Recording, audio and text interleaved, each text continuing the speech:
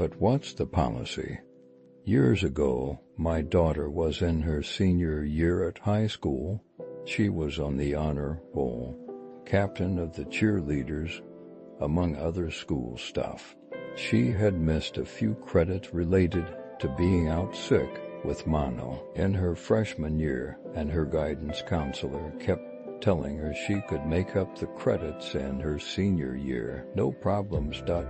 3 weeks into the school year, she comes home sobbing and angry. The superintendent, who was 3 years into our school system, decided that my daughter would not be a senior because of the missing 2 credits and would be put onto a junior homeroom, stripped of all her senior activities, including cheer captain. The school department offices were a few homes away from ours, Hubs, and I walked down there and asked to see the super, Dr. Von Clueless, PhD.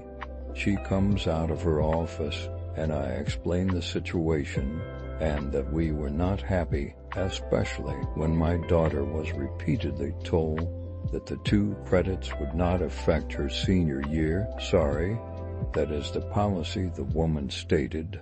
Oh, you want to talk policy, Barbara? What is the policy regarding smoking on school grounds? She got all huffy and screamed at me, you take care of your backyard, and I will take care of mine. She walked away, red-faced, with me yelling, but what is the policy, Barbara? I went home and got my 35mm cameras and walked back to the office, stood on the side street and took many snaps of her and the janitor cleaning up the back of her office to 5-gallon bucket and all the butts on the ground surrounding it. Later that day, about 7 p.m., I went back and took snaps of the dumpster with the bucket in it. The next day, my daughter was back in her senior homeroom and all her senior privileges intact. Around December, there were other issues with some students and other parents headed on the school board agenda. My daughter and I, along with about 6 other students, parent teams, attended the meeting. Barbara was not happy to see me there. The item was tabled instead of being addressed. Reason, students being there.